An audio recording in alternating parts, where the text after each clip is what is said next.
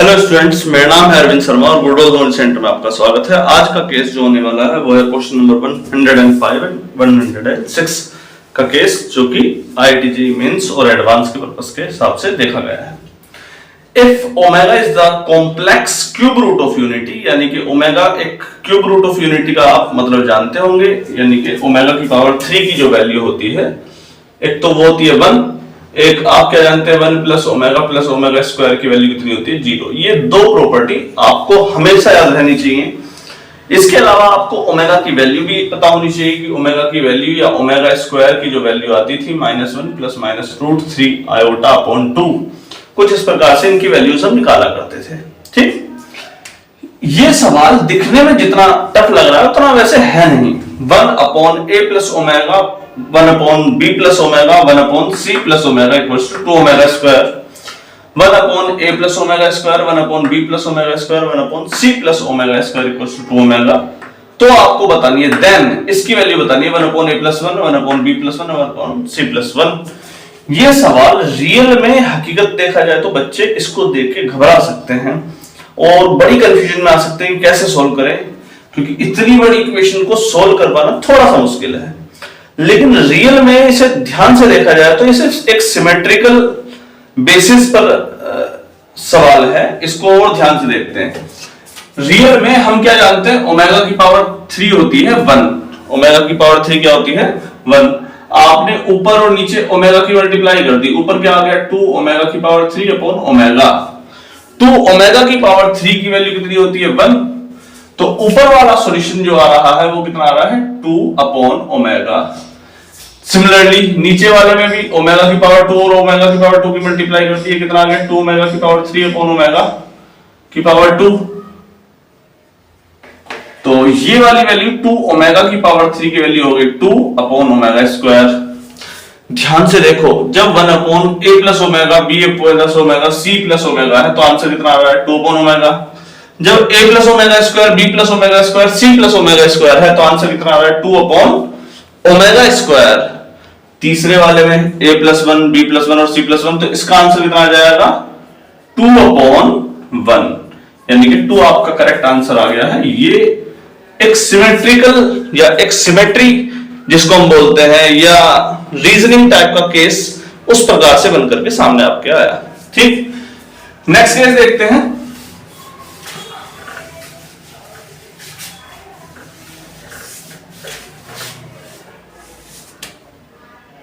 Question number 106, if mod z1 equals to 2, mod z2 equals to 3, then mod z1 plus z2 plus 5 plus 12i is less than or equals to, is less than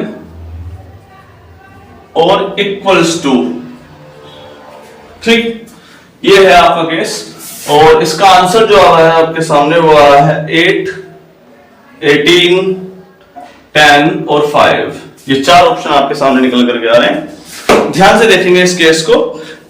question number है 106, mode z1 की value दे रखी, mode z2 की, और इसकी value पूछी है is less than और equals to. Less than और इक्वल्स टू का मतलब इतनी से कम या इतने के बराबर होनी चाहिए।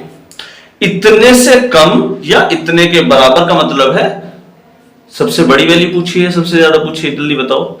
इतने से कम हो या इतने के बराबर हो, यानी कि मैक्सिमम वैल्यू पूछी है इसकी। इस चीज को आपको समझना पड़ेगा। तो mode z1 plus mode z2 plus 5 plus 12i, इसे और ध्यान से देखा जाए तो ये लिखा हुआ है mode z1 plus mode z2 plus 5 plus 12i का मोड।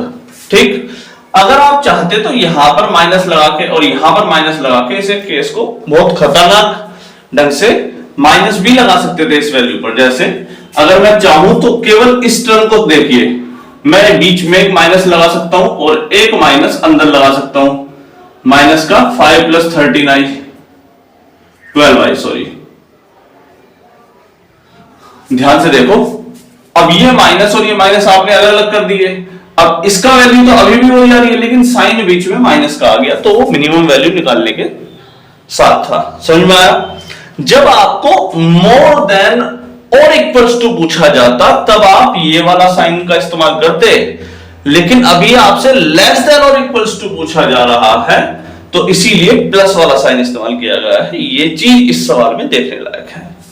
ठीक, मोड Z1 की वैल्यू आपकी 2 है, Z2 की वैल्यू 3 और इसके मॉड्यूलस आपको निकालना चाहिए 5 का स्क्वायर प्लस 12 का स्क्वायर 25 प्लस 144 यानी कि रूट 169 और ये आया आपका 13। ठीक, कितना 13, 2 और 3 5 और 13 कितना आ गया 18। ये वो मैक्सिमम वैल्यू है जिससे ज्यादा कोई वैल्यू नहीं आ पाएगी, इससे कम होगी या इसके बराबर होगी। तो ये नेक्स्ट केस जो इसका सॉल्यूशन आया वो आया है 18 नंबर सॉल्यूशन। आई थिंक आपको ये केस समझ में आ गया होगा। अगर मोर देन और इक्वल्स टू होता तो आप यहीं माइनस का साइन लगा करके इसकी वैल्यू कुछ और आ गई होती। चलिए आज के लिए इतना ही, नेक्स्ट वीडियो में जल्दी मिलते हैं। नमस्कार।